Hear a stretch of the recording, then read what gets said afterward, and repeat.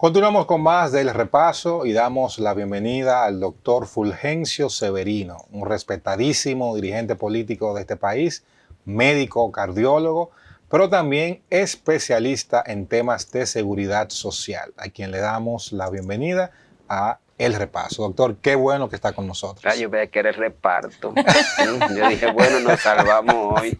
Sigue el reparto, doctor. No. Fue un reparto, lo que nos tiene a todos indignados, fue un reparto, por este repaso. Un placer compartir con ustedes. Pero hablemos de ese reparto. Ese ¿verdad? reparto porque asqueroso ese y vergonzoso. Sobre todo eso vergonzoso que uno todavía no entiende cómo jugamos con la salud de los ciudadanos, cómo jugamos con la salud de los dominicanos, con el dinerito de nosotros, doctor. Hablemos de ese caso Senasa, doctor. Fíjense, el caso Senasa y cualquier otro que esté por venir es parte de un proceso de desintegración de la democracia representativa de la República Dominicana. O sea, la democracia en República Dominicana ha sido secuestrada por círculos de poder económicos, quienes utilizan todas sus influencias, tanto en el poder legislativo, en el poder ejecutivo, como en el poder judicial, para apropiarse de todas las riquezas que produce la nación dominicana y en este caso del presupuesto. Porque en el caso del Senasa lo primero que hay que ver es que aparte del robo y el saqueo y la corrupción, que es lo que caracteriza la democracia representativa en la República Dominicana hoy, es un asalto a esos recursos, porque aún no habiendo corrupción, ahí se violan todas las leyes, tanto la ley de seguridad social, que establece claramente en el artículo 31, que el SENASA, al menos el régimen subsidiado, debía ser atendido en los hospitales públicos. Y nosotros hemos estado viendo en el SENASA desde hace un tiempo bastante largo que el SENASA lo que ha hecho es que ha privatizado todos los servicios. Y en segundo lugar, el SENASA pierde su capacidad o su función que le establece la ley, y lo que hace es que transfiere eso que se denomina aseguramiento cápita a otras instituciones del sector privado por un monto extraordinariamente grande de recursos. Entonces lo primero que tenemos aquí es un asalto de los recursos públicos de parte del sector plutócrata, oligarca de la República Dominicana, que como no pudo en la ley 8701 evitar que eso ocurriera, porque recuérdense que el SENASA es un instrumento construido por nosotros desde la Asociación Médica Dominicana, y nosotros le pusimos el público específico que debía atenderse en el SENASA y a dónde debía ser atendido. ¿A partir de cuándo cambió la esencia del SENASA, de lo que fue la creación a partir del trabajo que ustedes hicieron y lo que es SENASA hoy día? ¿Dónde se dio ese cambio real? A partir de la parte final del gobierno del PLD. Ya en la parte final del gobierno de Danilo, empezaron a transferir funciones del SENASA al sector privado, especialmente el régimen subsidiado, y era más fácil, por ejemplo, te voy a hablar de cardiología, era más fácil que el Hospital Gautier, que una clínica privada consiguiera los afiliados para hacerse, por ejemplo, cateterismo cardíaco, que el Hospital Salvador B. Gautier. Si tú te pones a ver, por ejemplo, Secanó fue prácticamente quebrado. Sí. Pero tú te buscas, por ejemplo, la Clínica Unión Médica en la que son todos funcionarios y grandes gente del partido de gobierno. En los últimos años, pues ha sido de los beneficiados de Santiago, del régimen subsidiado. Es decir, el HON también pasa igual. Es decir, muchas instituciones que deberían brindarle servicio al sector privado, de momento fueron contratadas para el régimen subsidiado. Al sector contributivo, luego fueron contratadas para quitarle esas funciones al sector público, quebrar los hospitales públicos, impedir que donde se forman las residencias los especialistas contaran con los recursos suficientes para tener una buena formación, porque había que convertir el SENASA en un instrumento de negocio del sector privado. Entonces el otro elemento es ya la lógica de la privatización. Donde hay privatización hay robo y hay corrupción. Porque la privatización, cualquier actividad, eso puede ser, tiene usted que tener muy buena formación familiar para que no haya una intención de engaño. Por ejemplo, de nosotros mismos los médicos.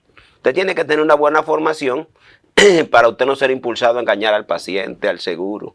Pero el seguro igual, el seguro, las pretensiones de un seguro es maximizar ganancias y eso lo hace explotando, oprimiendo, y eso es lo mismo que robar. ¿Por qué negarte atenciones sobre la base de la eficiencia en la gestión, pero le niego las atenciones a un paciente para tener máximo beneficio? Y eso en la empresa privada es lo que se llama una buena empresa. Entonces, lo que quiero decirle es que aquí lo que hay es una sustitución de la democracia representativa por un grupo de plutócratas, oligarcas de la República Dominicana, que se han apropiado de todas las instituciones que constituyen la supuesta democracia dominicana. Doctor, dos cosas. Número uno, ¿qué tanto confía en la justicia de que los responsables de esto, todos los involucrados, vayan a recibir una sanción? Y número dos, ¿qué le pareció que se haya creado un consejo directivo en el SENASA para evitar que esto se repita? Fíjate, en lo que tiene que ver con el primero, no va a pasar nada. O sea, aquí la justicia dominicana es una justicia parte de esa democracia representativa, secuestrada, y por lo tanto no castiga. Y pues se jodió, doctor, entonces usted... Bueno, no se jodió, sino que hay que sustituirla. Y nos toca a los ciudadanos, los que no somos parte de esa oligarquía plutócrata. Lo que pasa es que nosotros tres, que somos de clase media, siempre andamos detrás de buscar mejoría dentro de esta podredumbre. Esto está podrido. Por ejemplo, el hecho de que se tratara de forma diferente al funcionario del empresario, te dice que la justicia está secuestrada por el sector empresarial. ¿Por qué? Porque si el ladrón, ponte tú, según cómo funcionó el mecanismo, fue un mecanismo de robárselo todo, no dar nada, porque no fue un mecanismo de que se transfirió funciones públicas al sector privado. Ni sobrevaluar. No es nada de eso, es que se lo cogieron todo, porque era que le asignaron 2 millones de personas, pero esas 2 millones de personas no sabían que estaban asignadas. Es decir, es una situación de un robo total. Entonces, si tú me dices a mí que esa operación hizo 15,000 millones de pesos, y esos 15,000 millones de pesos, el 30% se lo dieron a los funcionarios públicos, que es lo que sabemos hasta ahora, tú estás diciendo que aproximadamente hay unos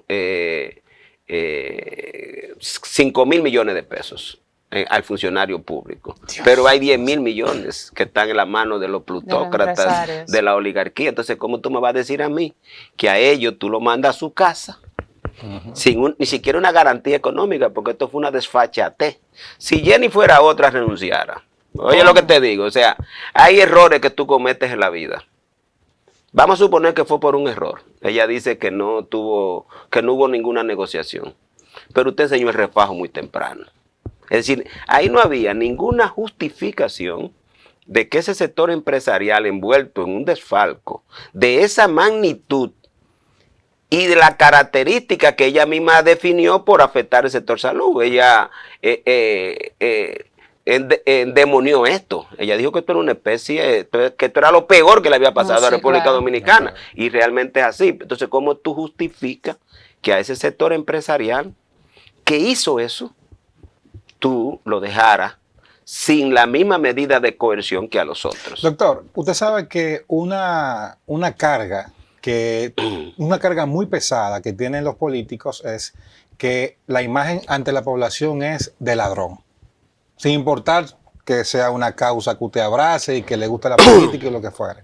Sin embargo, en cada expediente de corrupción que vemos más empresarios que políticos. ¿Por qué ante la población, cuando se ve al empresario, no se le ve con ese mote, pero al político sí? Bueno, porque recuérdate que la narrativa se construye desde los medios de comunicación. O sea, se construye una narrativa. Y el señor Jacín, para hablar de él, no se ve como un empresario. O sea, y tú te pones a ver, él tiene, qué sé yo, cuántas cuentas offshore fuera de aquí. Es decir, él no es una persona cualquiera, él es un empresario, porque ¿cómo es que ha venido funcionando la oligarquía y la plutocracia en República Dominicana, que ha secuestrado la democracia representativa? Primero invierten en campañas electorales y logran tener a funcionarios electos, como son diputados, senadores y presidente de la República, que sean afines a ellos. Segundo, controlan con este control de esta parte de la democracia dominicana, de estos dos poderes, logran que todos los demás mecanismos, desde la Junta Monetaria, el Consejo de Competitividad, todo eso, ellos lo controlan también, porque a quienes nombran es a funcionarios, representantes de esa oligarquía. Y lo tercero que hacen es que el propio gobierno nombra en los principales ministerios, en lo que se manejan más recursos, por eso ponen a Jacín ahí. Lo ponen a administrar esos ministerios, esos departamentos que manejan la mayor cantidad de recursos, para que ellos garanticen los negocios de enriquecimiento del sector empresarial. Por eso todos los actos de corrupción de República Dominicana están vinculados sectores importantes del CONET, sectores importantes del sector empresarial, con el político, que es a la vez el mismo empresario. Pero naturalmente se carga toda la narrativa hacia ese sector empresarial, a ese sector político, porque eso le permite a ellos seguir haciendo la misma bellaquería. El sector empresarial le permite seguir haciendo la misma bellaquería, pero a través de otro político, porque el dominicano, ¿qué es lo que va a hacer el dominicano? Que va a cambiar del PRM a otro político que viene a hacer lo mismo, porque es que mientras aquí la democracia esté determinada por el financiamiento que hacen estos empresarios a las campañas electorales, ellos van a seguir controlando la democracia representativa. Por eso yo soy de lo que cree que llegó el momento de que esta podrida democracia representativa dominicana ya sea transformada. Aquí se necesita una nueva democracia participativa, donde nosotros, que somos la mayoría de ciudadanos y ciudadanas, tengamos mecanismos de participación y de decisión en las políticas públicas y en todo lo que tiene que ver con la ley, porque está demostrado que ese Congreso ya no aprueba nada que beneficie a la población, ni el gobierno aprueba ninguna política que beneficie a la población, sino a ese sector empresarial. Doctor, ya finalizando ¿Cómo esta va a ser? entrevista, sí. Pues yo me dije que estábamos empezando. No. Y agradeciendo sobre todo. Siendo el presidente de la República, como siempre se ha dicho, el hombre más informado de un país, con todos los organismos de investigación a su servicio, y que anteriormente se hablaba de que a Balaguer había que darle un informe todas las mañanas, ¿verdad? Antes de la alcaldía. Se supone que lo propio pasa con el jefe del Estado. Situaciones como la que se dio en el SENASA. Y es que ellos lo saben, como lo sabía Danilo también. Y Danilo se pasó la vida entera negándolo. Y ellos lo saben. Lo que lo traicionan es porque ellos dicen que se dejan descubrir. Porque todo el mundo sabe que el mecanismo de cómo funciona el Estado dominicano en este momento, y como he tratado de explicar antes, es para beneficiar a esos grupos. Y esos grupos no solamente van detrás de trabajo, porque mire, ellos no trabajan por lo que significaría la ganancia real del funcionamiento de una empresa.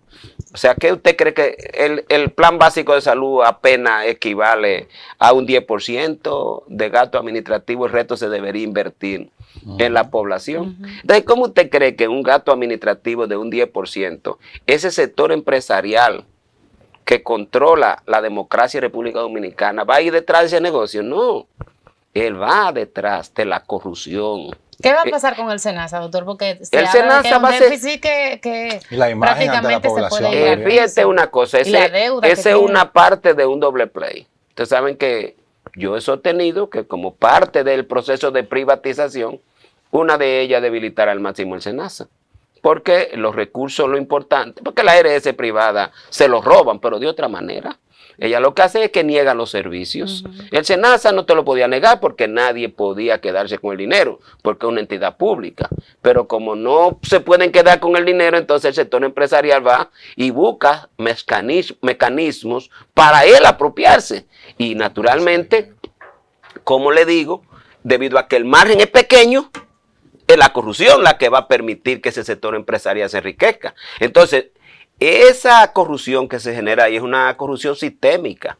Mire, aquí agarran en República Dominicana la más mínima institución del Estado y todas están asaltadas por ese sector empresarial. Digo por el sector empresarial dominante en la República Dominicana, y en toda ella, lo que predomina es la corrupción, porque ellos no trabajan por un 5, ni un 8, ni un 10. Ahí se trabaja por un 40, un 50, y naturalmente el funcionario consigue lo que quiere también, porque el funcionario también anda detrás del enriquecimiento. Por eso es que digo que estamos en una democracia totalmente degenerada, una democracia representativa secuestrada, una democracia controlada totalmente por la oligarquía dominicana, y la única posibilidad es que el ciudadano, todos, bueno, vamos a ir de aquí, de este mundo, nos vamos a ir de este mundo. Lo que tenemos que pensar es si este deterioro progresivo de la democracia dominicana es lo que le vamos a dejar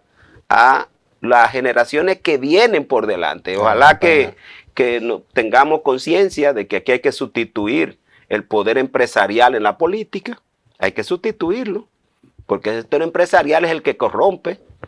Ese sector empresarial es el que le ha pedido a los gobiernos: yo te apoyé en la campaña, tienes que ponerme una gente ahí que permita que mi solicitud de grandes beneficios que mediante la corrupción se puedan ejecutar. De esta manera que no perdamos la fe. No se puede perder la fe, pero hay que trabajar duro. Gracias. Fe que todo llega.